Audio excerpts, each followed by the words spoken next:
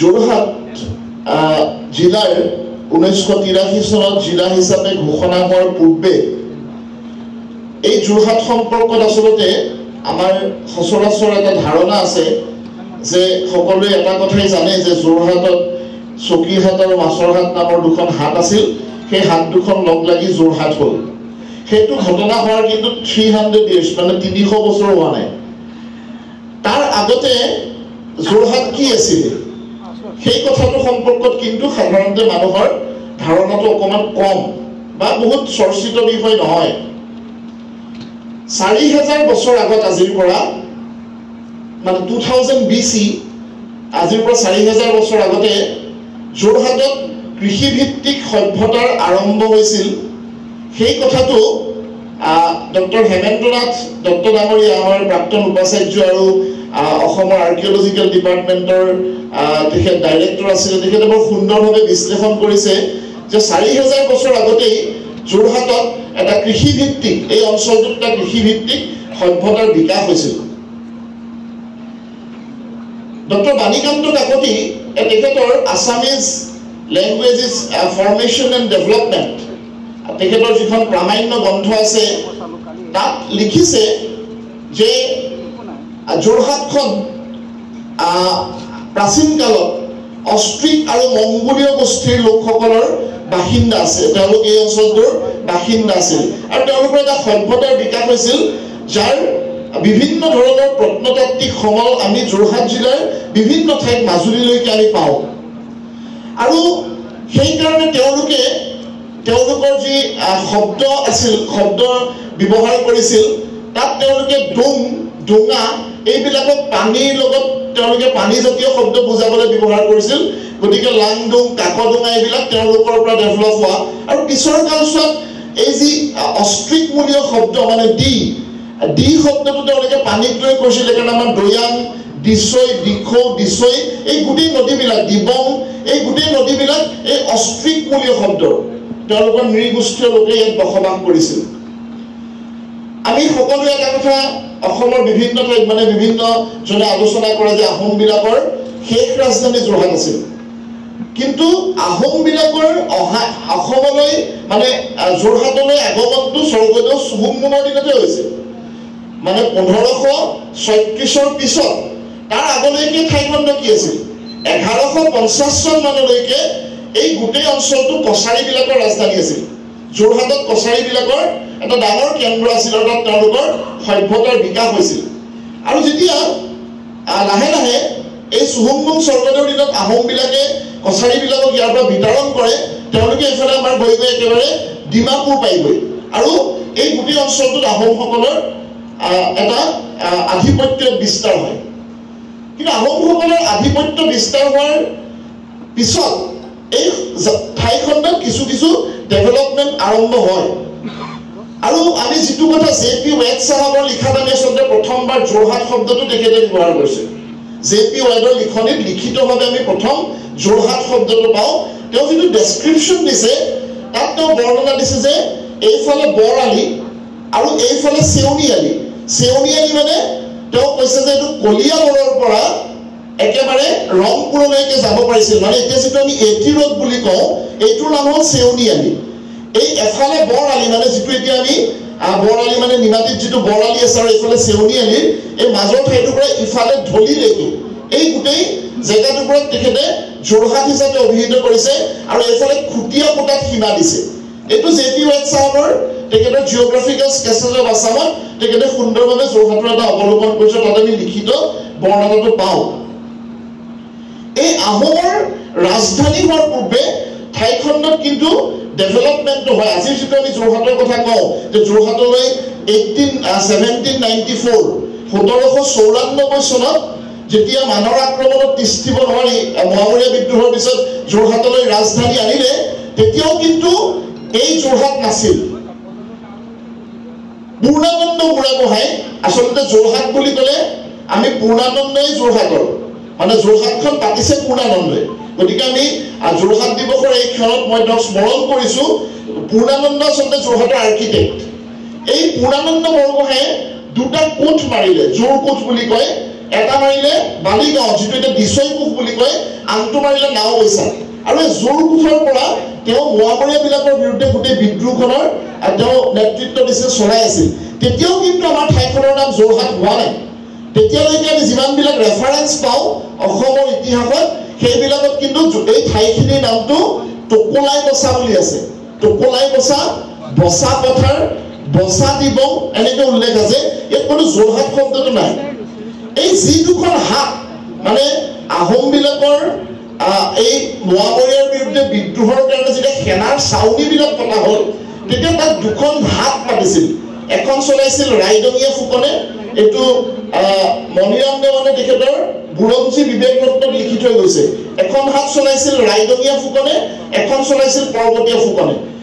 ফুকনে চলাইছিল মাছৰ হাত আৰু ৰাইডঙীয়া ফুকনে চলাইছিল চকী হাত এই হাত দুখন লগ লাগি যোৰহাট লাহে লাহে শব্দটোৰ বিকাশ হ'বলৈ ধৰিলে আৰু আমি বিভিন্ন ৰেফাৰেঞ্চত বিভিন্ন কথাত যোৰহাট নাম মানে শব্দটো পাবলৈ ল'লো যিটো মই কৈছোঁ যে আচলতে জে.পি. ৱেড চাহাবৰ লিখাতে প্ৰথম যোৰহাট শব্দটো কইনিং হৈছে for the first time it was used as মানে টাৰ্মটো ব্যৱহাৰ হৈছে এই যোৰহাটখন আমি সকলোৱে জানো যে যেতিয়া মোৱামৰীয়াবিলাকক খেদিবলৈ ব্ৰিটিছ আহিলে ব্ৰিটিছবিলাকে মোৱামৰীয়াক বিতৰণ কৰিলে তাৰপিছত মানৰ আক্ৰমণ হ'ল মানবিলাকক বিতৰণ কৰিলে আৰু তেওঁলোকে লাহে লাহে প্ৰথমতে গুৱাহাটীত দখল কৰি আহি যোৰহাট পালেহি 1826 পিছত তেতিয়া যেতিয়া তিনিটা বিদ্ৰোহ অসমত হ'ল 1828 1829 আৰু 1830 যেতিয়া তিনিটা বিদ্ৰোহ ব্ৰিটিছবিলাকৰ বিৰুদ্ধে হ'ল পিয়লি ফুকনৰ বিদ্ৰোহ হ'ল কোমধৰ কোঁৱৰৰ বিদ্ৰোহ হ'ল গদাধৰ কোঁৱৰৰ বিদ্ৰোহ হ'ল তেতিয়া ৰাজ্যখন পুৰন্দৰ সিংহক গতাই দিবলৈ তেওঁলোক বাধ্য হ'ল 1833 চন আৰু 1833 পুৰন্দৰে যিখন ৰাজ্য আহোম ৰাজ্য ব্ৰিটিছবিলাকৰ পৰা চমজি ল'লে সেইখনৰ ৰাজধানী হ'ল যোৰহাট সেইখনত তেওঁ যোৰহাট ৰাজধানী পাতিলে আৰু সেইকাৰণে মানে যোৰহাট আহোমবিলাকৰ শেষ ৰাজধানী হ'ল তো পুৰন্দৰ সিংহ স্বৰ্গদেউ 1838 চনত ব্ৰিটিছবিলাকে স্থায়ীভাৱে তেওঁৰ সিংহাসনৰ পৰা আঁতৰাই দিলে এই কৰ কাটল দিবনৰ অজুহাতত আৰু ব্ৰিটিছবিলাকে যোৰহাটত তেওঁলোকৰ মানে কেন্দ্ৰটো স্থাপন কৰিলে আৰু তাৰ পৰা তেওঁলোকে এই সমগ্ৰ ঠাইখণ্ডৰ বিকাশৰ প্ৰক্ৰিয়াটো আৰম্ভ কৰিলে কথাটো হ'ল এই যে আহোমৰ শেষ ৰাজধানী হিচাপে যোৰহাটৰ বিকাশ হ'ল বা যোৰহাটে অসমত এটা গুৰুত্ব লাভ কৰিলে এই শেষ ৰাজধানীখনৰ সময়ত কিন্তু আচলতে যোৰহাটৰ বিকাশটো মূল বিকাশটো কিন্তু কমলেশ্বৰ সিংহ স্বৰ্গদেউৰ দিনত হৈছে আজি যে আমি কওঁ খলবাই বন্ধা চোলাধৰা মালল এই গোটেই অঞ্চলবিলাক টাউনখন এই যিটো আমাৰ এতিয়া বিস্তুৰম্বল মানে পুৰণা চিভিল হস্পিটেল আছে তাতে এই যিটো নবাহৰ পাতিছিল মানে ৰজাৰ ঘৰটো পাতিছিল এইটো কমলেশ্বৰ সিংহ স্বৰ্গদেউৰ দিনত মানে 1801 চনৰ পৰা 1806 চনৰ ভিতৰত আৰু সেই সময়ছোৱাতে এই যোৰহাটত গোটেই মেজৰ যিবিলাক অফিচিয়েলছ আমি বৰুৱানীবাদ আছে তাতে যোন বৰবৰুৱা আছিল মানে ৰজাৰ সেই সময়ত মিলিটাৰী ডিপাৰ্টমেণ্টৰ চোৱাচিতা কৰিলে বৰবৰুৱা তাত বহিছিলে তৰাজানত বৰগোহাঁই বহিছিলে এই গোটেই ৰয়েল অফিচিয়েলছবিলাক চব যোৰহাটত আহি গ'ল গোটেই ডাঙৰ ডাঙৰ বিষয়াবিলাক আহি যোৱাৰ ফলত যোৰহাটৰ গোটেই সম্ভ্ৰান্ত যিটো চৰিত্ৰ এই চৰিত্ৰটো এটা বেলেগ ধৰণৰ বিকাশ আৰম্ভ হ'ল আৰু সেই কথাটো চলি থাকিল যেতিয়া কন্দৰ্পেশ্বৰ সিংহৰ দিনত অসমত এঠাইতে অসমত 1857 যিটো সৰ্বভাৰতীয় বিদ্ৰোহ দ্য গ্ৰেট ৰিভল্ট অফ 1857 সেইটোৰ একমাত্ৰ এপিচেণ্টাৰটো কিন্তু যোৰহাটতে আছিল আৰু এই যিটো আমাৰ পুৰণা চিভিলত যিটো ৰাজকাৰেং আছিল কন্দৰ্পেশ্বৰ সিংহৰ তাতেই দৈনিক গধূলি এই গানৰ মেহফিলটো বহিছিল য'ত ফৰ্মুলালিয়ে বেহেৰা বজাইছিল পিয়লি বৰুৱাই গাইছিল আৰু নাচিছিল আৰু তাতেই তেওঁলোকে এই গোটেই বিদ্ৰোহৰ চৰ্চাটো কৰিছিল আৰু মণিৰাম দেৱানৰ কথা যে কয় মণিৰাম দেৱান কিন্তু চৰ্চাটোত নাছিল মণিৰাম দেৱানে কলিকতাত থাকি এই বিদ্ৰোহটোৰ কাৰণে মন্ত্ৰণাবিলাক দিছিল ইয়াত বাহাদুৰ গাঁওবুঢ়া ফৰ্মুলালি লুকিখেন চোৱা বৰুৱা পিয়লি বৰুৱা এওঁলোকে মিলি এইফালে আপোনাৰ নেগুৰাত য'ত আমাৰ পুলিচ এটা বেটেলিয়ন আছিল আৰু এইফালে শিৱসাগৰ পাৰ হৈ আমাৰ এটা পুলিচ বেটেলিয়ন মানে আৰ্মি হিন্দুস্তানী চিপাহীবিলাকৰ দুটা বেটেলিয়ন আছিল এই দুটাৰ লগত যোগাযোগ কৰিছিল আৰু পিয়ালি বৰুৱাই ইমান সুন্দৰ হিন্দী কৈছিল যে মানে আজিৰ দিনত ভাবিব পাৰে যে সেই দিনত মানুহে ইমান ধুনীয়াকৈ কমিউনিকেট কৰি গোটেই বিদ্ৰোহটোৰ আয়োজন কৰিছিল আৰু আহোমৰ শেষ ৰাজধানী হিচাপে যোৰহাটে গুৰুত্ব পোৱাৰ পিছত পৰৱৰ্তী গুৰুত্বটো কিন্তু 1857 আহিলে 1857 যেতিয়া গোটেই ভাৰতবৰ্ষত হোৱা বিদ্ৰোহটো যোৰহাটক কেন্দ্ৰ কৰি এই পিয়ালী বৰুৱা প্ৰমোদ আলী এই এওঁলোকে এই আমাৰ মণিৰাম দেৱানৰ পৰিচালনাত বিদ্ৰোহটো যোৰহাটত কৰিলে কিন্তু 1857 বিদ্ৰোহৰ পিছত যেতিয়া ব্ৰিটিছবিলাকে মণিৰাম আৰু পিয়ালীক ফাঁচি দিলে আৰু যোৰহাটত তেওঁলোকে কেন্দ্ৰটো স্থাপন কৰিলে যোৰহাটৰ বিকাশৰ প্ৰক্ৰিয়াটো অলপ বেলেগ ধৰণৰ হ'ল আপোনালোকে এটা কথা মন কৰিছে নে মই মন নাজানো এতিয়া অভাৰব্ৰিজখন হৈ গ'ল কথাটো বেলেগ হৈ গ'ল এই যিটো এটি ৰোড এই এটি ৰোডটো তৰাজানৰ পৰা আৰম্ভ হৈ ভোগদৈ দলঙলৈকে সব ক্ৰছ কাটিং আছে সবতে চাৰিআলিবিলাক এনেকুৱা ধৰণে কৰা হৈছে এইটো এটা বেলেগ ধৰণৰ প্লেনিং এইটো আপুনি চণ্ডীগড়ত দেখিব বা ইণ্ডিয়াৰ একদম ডেভেলপ চিটিবিলাকত দেখিব এই গোটেই কথাটো কিন্তু কমলেশ্বৰ সিংহৰ দিনত আৰম্ভ হোৱা আৰু ব্ৰিটিছবিলাকে তাক ফাইনেলাইজ কৰি দিছিলে ব্ৰিটিছবিলাকে ৰাস্তাবিলাকৰ গোটেই ঘৰবিলাকৰ গোটেই মানে প্লেনিংটো ব্ৰিটিছবিলাকে কৰিছিলে মানে টাউনৰ প্লেনিংটো সেইকাৰণে বৰ ধুনীয়াকৈ তেওঁলোকে গোটেই বস্তুটো কৰিছিলে আৰু যোৰহাটত তেওঁলোকে কেন্দ্ৰটো পাতি ল'লে যদিও তেওঁলোকে 1869 1869 খ্ৰীষ্টাব্দত যোৰহাট মহকুমা হৈছে ব্ৰিটিছ এডমিনিষ্ট্ৰেশ্যনৰ কিন্তু যোৰহাটক কেন্দ্ৰ মানে তেওঁলোকে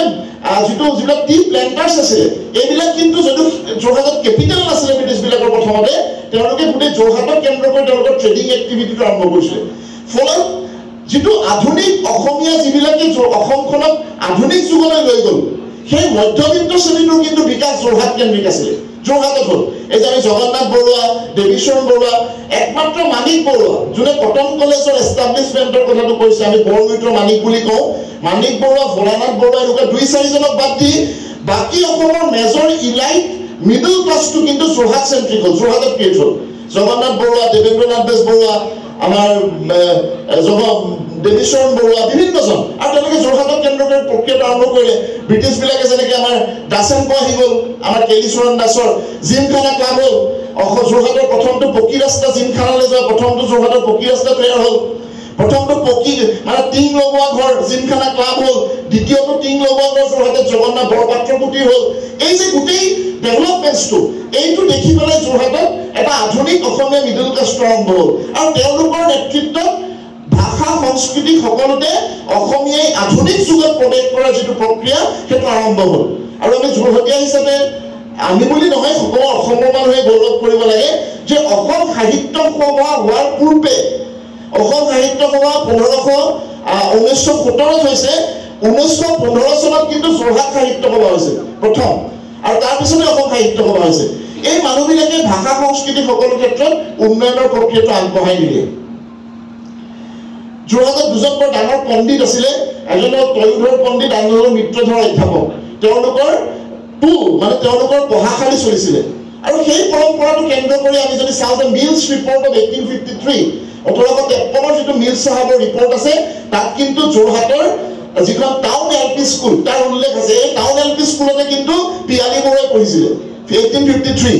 এই মিলছৰ ৰিপৰ্টতে গোটেই কথাবিলাকৰ উল্লেখ আছে আৰু সেই পৰম্পৰাটো যিটো শিক্ষাৰ পৰম্পৰা আৰম্ভ হৈছিলে সেইটোক লৈ অসমৰ প্ৰথমখন বেচৰকাৰী কলেজ 1930 চনত আপাৰ আছাম কলেজ নামেৰে আৰম্ভ হ'ল যিখন পিছত বহুত পলমকৈ এইখনৰ নাম জগন্নাথ বৰুৱা কলেজত এইখনৰ প্ৰথম সৃষ্টি হৈছিল আপাৰ আছাম কলেজ হিচাপে 1930 চনত আৰু এই যোৰহাটৰ শিক্ষা বিকাশৰ প্ৰক্ৰিয়াটো সমানে সমানে আৰম্ভ হ'ল বেচৰকাৰী মাধ্যমতো মানে মানুহৰ উদ্যোগত বহুত স্কুল কলেজ হ'ল আৰু সকলোতকৈ ডাঙৰ কণ্ট্ৰিবিউশ্যন আছিল যিটো অসমত এটা বিৰল উদাহৰণ যে টাউনৰ ভিতৰতেই নগৰৰ ভিতৰতে নগৰ মানে নগৰৰ উপকণ্ঠবিলাকত যোৰহাট থিয়েটাৰ 1896 পিছত বৰিগাঁও ধৰ্ম সন্মিলনী সভা তৰাজন থিয়েটাৰ বালিগাঁও সন্মিলনী নাট্য মন্দিৰ এই গোটেইবিলাক কিন্তু বাই 1920 চনৰ পিছত ইমানবিলাক মেজৰ কালচাৰেল অৰ্গেনাইজেশ্যন যোৰহাটত হৈ গ'ল যিবিলাকে মানে অসমীয়া নাটক অসমীয়া গান মই বহুত ঠাইত এই কথাটো আলোচনা কৰিছোঁ যে অসমৰ যিটো আধুনিক নাট্য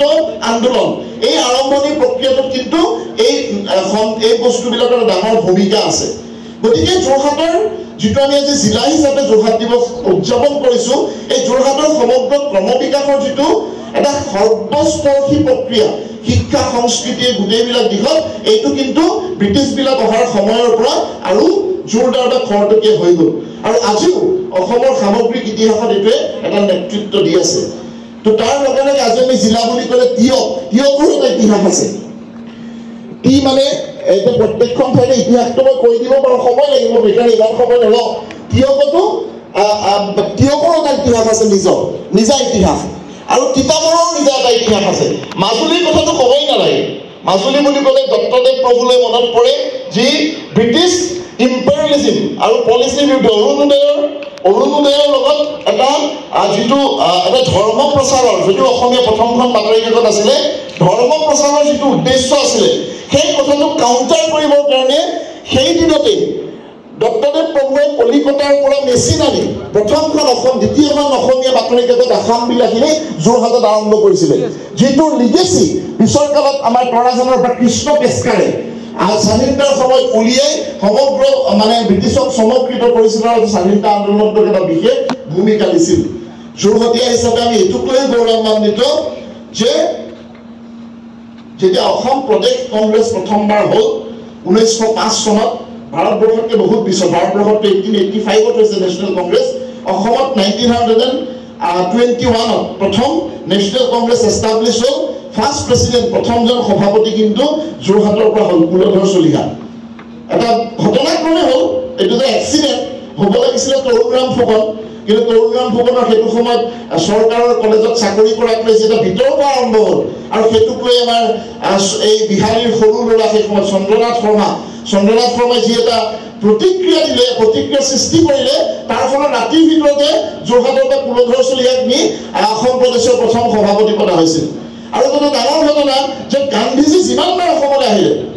মহাত্মা গান্ধী যিমানবাৰ অসমলৈ আহিলে, প্ৰত্যেকটো ভিজিটত কিন্তু যোৰহাট তেওঁৰ এটা অবিচ্ছেদ্য অংশ আছে। যোৰহাটত তেওঁৰ প্ৰত্যেকটো ভিজিটত এবাৰ অসম সাহিত্য সভা ভৱনত থাকিলে, এবাৰ জগন্নাথ বৰুৱা কলেজত থাকিলে, এই প্ৰত্যেকবাৰ তেখেতে এবাৰ কৃষ্ণনাথ শৰ্মাৰ এই আমাৰ আশ্ৰমখন উন্মোচন কৰি এটা ডাঙৰ লিগেচি মানে আছিলে। গতিকে যোৰহাটত যিটো অসমৰ সামৰিকভাৱে বা স্বাধীনতা সংগ্ৰামতো যিটো অৱদান, যিখিনি বিশেষ কাম কৰিছিল, সেইখিনিক লৈ আজি আমি জিলা দিৱসৰ এইখনত স্মৰণ কৰিছোঁ। আৰু যিসকল প্ৰাতঃস্মৰণীয় ব্যক্তিৰ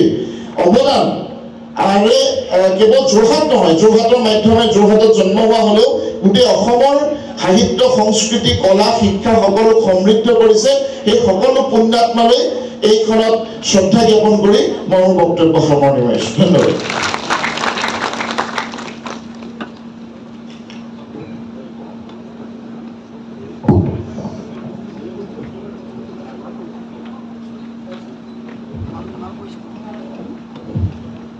হয়, এই তপনে ৰোধ কৰিছে, ময়ো সেই কথাটো সদায় কৈ থাকোঁ যে ভোগদৈ অবিহনে আচলতে যোৰহাটৰ কোনো অস্তিত্বই নাই। ভোগদৈখনক খন্দুৱালৈ কেইবাটাও প্ৰবাদ আছে যে ভোগদৈখনক আচলতে খান্দি অনা হৈছিল। এইখন একমাত্ৰ মানুহে নিজে সৃষ্টি কৰা নদী, যে নগা পাহাৰৰ পৰা দিছৈ পৰা খান্দি উলিওৱা হ'ল। আৰু সেই সময়ত যিবিলাক মানুহে কাম কৰিছিলে, সেই মানুহবিলাকক আমাৰ সত্ৰাধিকাৰ প্ৰভুৱে ভোগ দিছিল, আৰু সেই ভোগ খুৱাই পেলাই মানুহবিলাকক কামটো কৰাৰ কাৰণে অনুপ্ৰাণিত কৰিছিল। আৰু বহুতে কয় যে ভোগটো দিয়াৰ বাবে গোটেই নদীখন, যিখন নদী আগদিনালৈকে খান্দি থাকোঁতে বহুত বেছি পানীৰ সঞ্চাৰ হোৱা নাছিল, ৰাতিটোৰ ভিতৰতে পানীৰে গোটেই মানে নদী উপচাই পেলাইছিল। সেইধৰণে বিভিন্ন কথাৰ মাজে ভোগদৈ কেন্দ্ৰিক আচলতে, যেনেকৈ বিভিন্ন ঠাইত সভ্যতাবিলাক নদীৰ পাৰত গঢ়ি উঠিছে, মিছৰৰ পাৰত, নীল নদীৰ পাৰত পৃথিৱীৰ ডাঙৰ ডাঙৰ সভ্যতা হৈছে। আমি অসমখনৰ সভ্যতাটো ব্ৰহ্মপুত্ৰ ইফালে বৰাকৰ পাৰত হৈছে, ঠিক সেইদৰে যোৰহাটৰ সভ্যতাটোও কিন্তু ভোগদৈ কেন্দ্ৰিক, ভোগদৈক লৈ বিকাশ হৈছে। সেইকাৰণে ভোগদৈ বাদ দি যোৰহাটৰ আচলতে কথা কল্পনাই কৰিব নোৱাৰি। সেইকাৰণে ভোগদৈ খননত আমাৰ যোৰহাটৰ মাননীয় বিধায়ক ডাঙৰীয়াৰ উদ্যোগত যোৱা সময়ছোৱাত যিখিনি কাম হৈছিল, যে ভোগদৈ গণনা মই নিজে কৈছিলোঁ, আৰু বৰ ভাল পাওঁ যে ভোগদৈৰ লগত যোৰহাটৰ এটা ওতঃপ্ৰোত সম্বন্ধ আছে। এইটো মনত পেলাই দিলে তপন দাই ধন্যবাদ জনাইছোঁ।